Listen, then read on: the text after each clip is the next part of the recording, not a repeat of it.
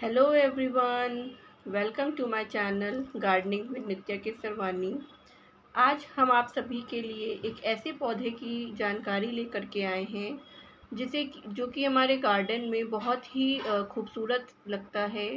इसके कलर्स इतने सुंदर और वाइब्रेंट होते हैं जो हमारे गार्डन की जो शोभा है उसे बढ़ा देते हैं। तो ये है हमारा बोगनविलिया का पौधा और ये हम सब अपने गार्डन्स में ज़रूर जो है ऐड कर सकते हैं, क्योंकि इनके जो कलर्स होते हैं ना वो बहुत ही सुंदर होते हैं और ये बहुत सारे कलर्स में इनके प्लांट्स आते हैं। जो इसके फूल खिलते हैं वो बहुत ही अच्छे लगते हैं। चलिए हम आपको इस पौधे की जो बॉटनिकल डिस्क्रिप्शन है पहले उसकी बात कर लेते हैं। इस पौधे का जो बॉटनिकल नेम है वो है बोगनविलिया स्पेक्टिविलिस। और जो ये पौधा है वो बॉटनिकल जो इसकी फैमिली है वो है निक्टागिनेसी। तो ये पौधा हमारा एक झाड़ी लाइक पौधा है और इसे हम पॉट्स में भी देखिए इस तरीके से लगा सकते हैं। और इसकी जो हम कटिंग्स वगैरह अगर हम टाइम पे करते रहें तो ये पौधा घना होता चला जाता है।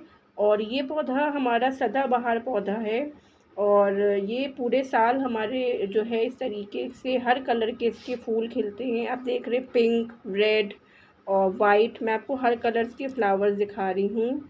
और इस तरीके से हम इसे ग्रो कर सकते हैं अपने घरों में भी और बगीचों में भी। और ये इसकी जो पत्तियां होती हैं वो जो है बहुत चौड़ी टाइप की होती हैं। और इसके जो जब इसके फ्लावर्स खिल जाते हैं तो उनके नीचे जो हमारा कलर्ड वाला जो हिस्सा होता है उन्हें हम ब्रैक्ट्स कहते हैं। और इसके पुष्प अगर हम जो है वापस से सॉइल में हम इसको मिक्स कर दें तो भी इनसे हमारे नए प्लांट्स जो है वो उगाते हैं। तो अगर आप इसे अगर कटिंग के ज़रिए अगर उगाना चाहते हैं तो इसके लिए आप क्या कर सकते हैं मैं आपको वो बता देती हूँ। इसको आप कटिंग के थ्रू जो है आपको कम से कम इसकी जो स्टेम है वो 6 इंच to 7 इंच की आपको लेनी है। और आप उसे जो है उसमें नीचे की कुछ पत्तियां हटा दें और ऊपर से कुछ पत्तियां हटा दें, मतलब 2-4 लीव्स उसकी छोड़ने के बाद आप उसे नॉर्मल गार्डन सॉइल और कोकोपीट में मिक्स करके आप इसे लगा सकते हैं। उसमें आपकी मतलब जो सॉइल है वो उसमें आप खाद भी ऐड कर सकते हैं और तब अपनी इस कटिंग को लगाइए। और 2 दिन सेमी शेड में रखने के बाद आप इसे सनलाइट में रखिए तो आपका ये पौधा आसानी से जो है ग्रो कर जाएगा। और अगर आप चाहें तो इस पौधे को आप बीज के ज़रिए भी उगा सकते हैं। बीज इसके जो हैं जो है आप पहले 2 दिन इसको कोकोपीट और जो हमारा वर्मी कंपोस्ट या गाय की गोबर की खाद है उसमें मिक्स करके लगाइए सीडलिंग ट्रे में। और उसके बाद आप इसे जो है फुल सनलाइट में रखिए तो आपके सीड्स जर्मिनेट हो जाएंगे। इस तरीके से हम अपने इस बोगनविलिया प्लांट को ग्रो कर सकते हैं। अब मैं आपको बता देती हूँ कि इस पौधे में हम कितना पानी दें जिससे कि इस पौधे को अच्छी ग्रोथ इसकी हो सके।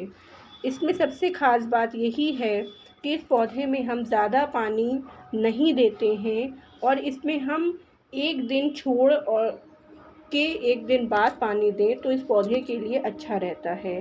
तो ये थी मेरी कुछ टिप्स आप सभी के लिए। अगर मेरी ये वीडियो आपको अच्छी लगे तो इसे लाइक, शेयर एंड सब्सक्राइब करना मत भूलिएगा।